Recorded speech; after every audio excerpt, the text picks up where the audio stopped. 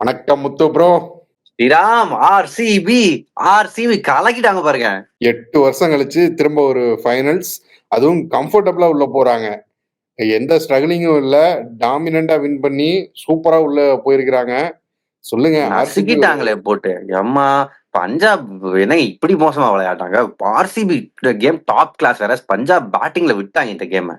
அந்த முலான்பூர் வந்து பஞ்சாப்க்கு வந்து செட்டே ஆக மாட்டேங்குது. குறிப்பா ஸ்ரேயஸுக்கு செட்டே ஆக மாட்டேங்குது. அந்த இது அப்படி தொடருதோ?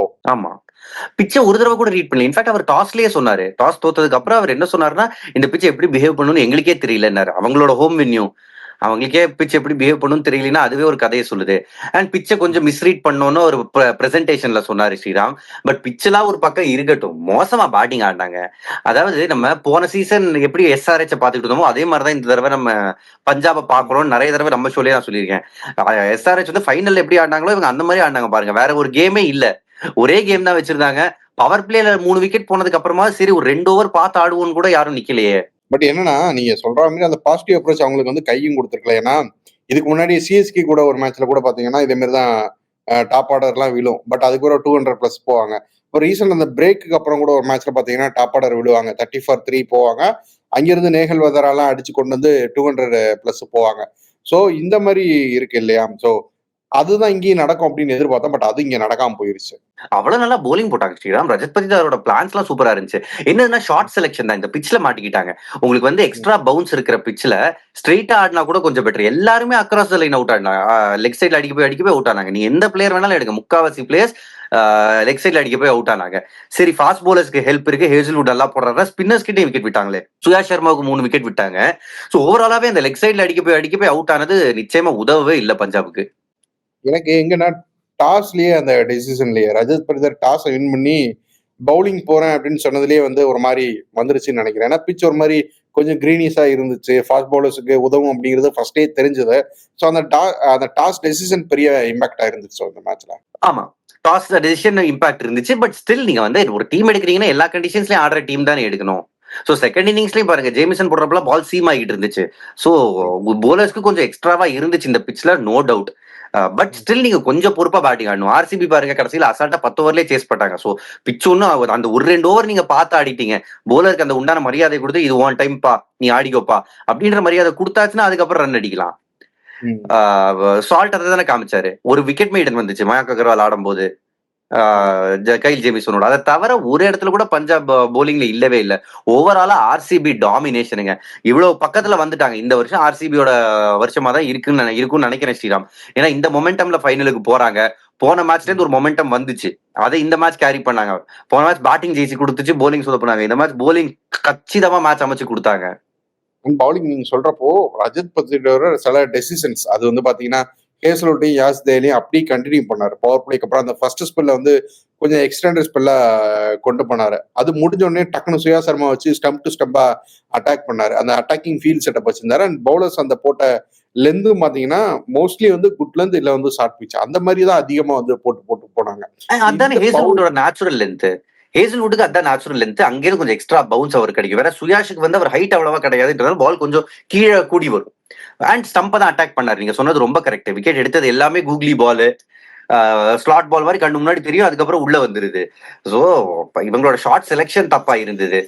ஒரே நல்லது பஞ்சாபுக்கு என்னதுன்னா இந்த பிளே ஆஃப் ஃபார்மேட்ன்றதுனால நீங்க 2 மாசம் போட்ட எஃபர்ட் ஒரே நாள்ல வேஸ்ட் ஆகல. அவங்களுக்கு இன்னொரு வாய்ப்பு கிடைக்க போகுது ஸ்ரீராம். அது ஒண்ணுதான் ஒரே நல்லது. வேற ஆர்சிபி பொழந்து கட்டிட்டாங்களே. ஃபர்ஸ்ட் போலிங்ல பிரமாதமா போலிங் போட்டாங்க ஸ்ரீராம். பதிலே இல்லாம திணறி போனாங்க. பஞ்சாப் பயத்துல ஆடினாங்கன்னு நினைக்கிறேன். ஆரம்பத்துல பிரியான் ஷாரியாவும் பிரப்சிமரனும் வந்தப்போ ஒரு மாதிரி அந்த பிளே ஆஃப் பிரஷர் தெரிஞ்சிச்சு. ஏன்னா இப்போ ஆர்சிபி எவ்வளவு 10 தடவை பிளே ஆஃப் வந்திருக்காங்க. 3rd ஹையஸ்ட் அவங்க தான். சோ அவங்களுக்கு வந்து இந்த கேம் அட்லீஸ்ட் பெட்டரா தெரியும். வேற பஞ்சாப்ல பிளே ஆஃப் எக்ஸ்பீரியன்ஸோட யாரெல்லாம் இருக்காங்கன்னு நான் யோசிச்சா ஸ்ரேயஸ் ஒருத்தர் பிளே ஆஃப்ஸ்ல விளையாடி இருக்காரு. இதுக்கு முன்னாடி 2014 குவாலிஃபை ஆனாங்க. சோ நிறைய பேர் விளையாடினது இல்ல. ஜஸ்ட் வெளி டீமுக்காக ஆடினவங்கன்னு பாத்தீங்கன்னா நான் யோசிக்கிறேன். ஒரு ஸ்ரேயஸ் விளையாடி இருக்காரு. அவரை தவிர ஒரு ஸ்டாயினிஸ் மேபி விளையாடி இருக்கலாம்.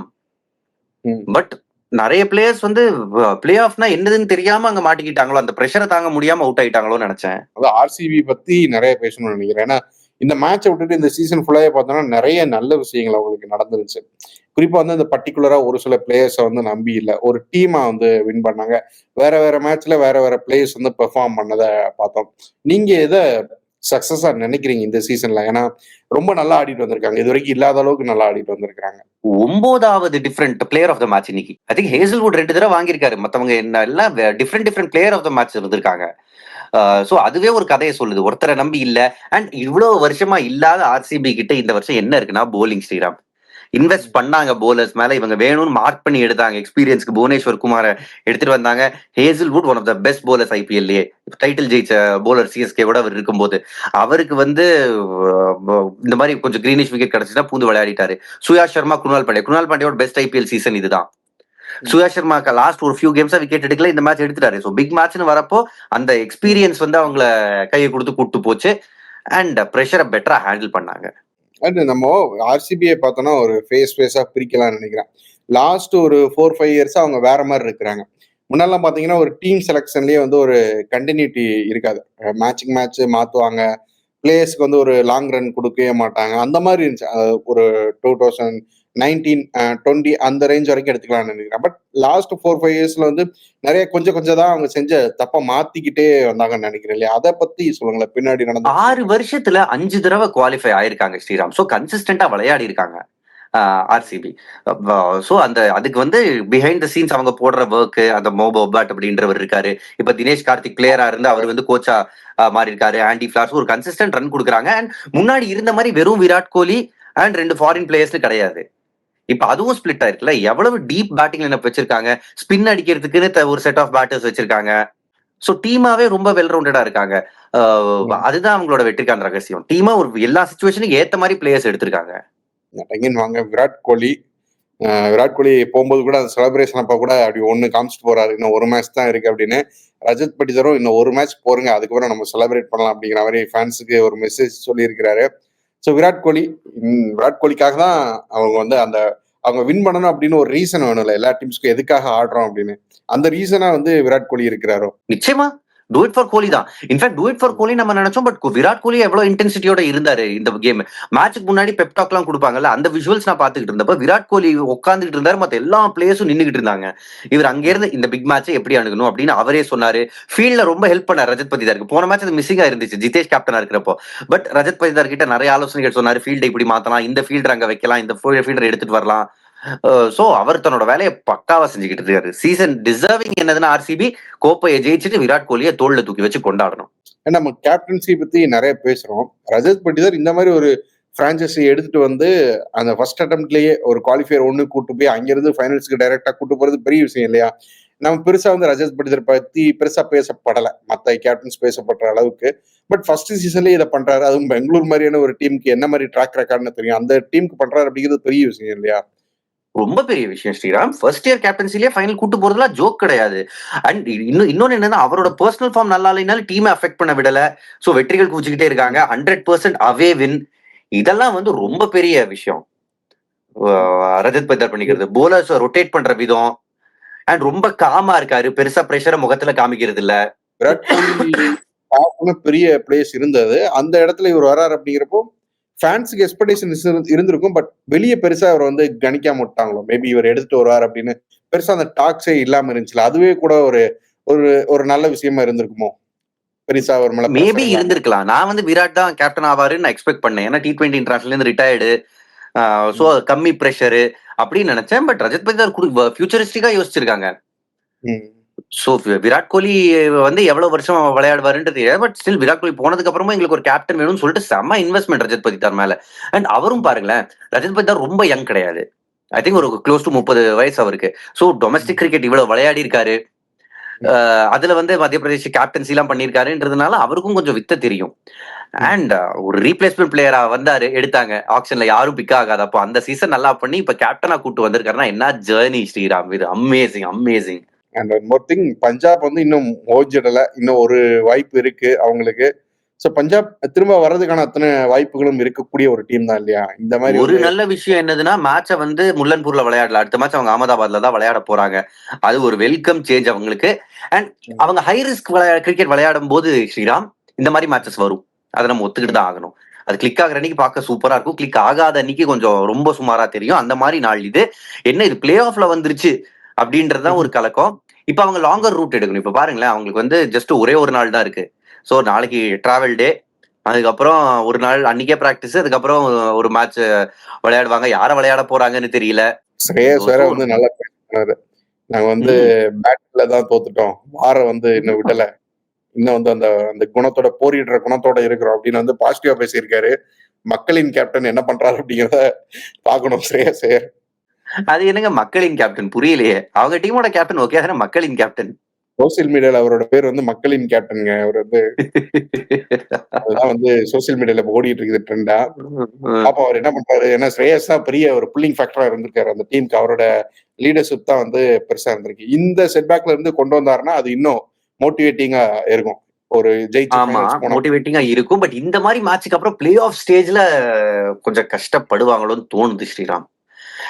அதாவது அவங்க இதுக்கு முன்னாடி 111 டிஃபெண்ட் பண்ணாங்க against KKR, lowest ever target defend. But அந்த மேட்ச்ல நல்லா பண்ணது யாரு? Yuzvendra Chahal, Marco Jansen.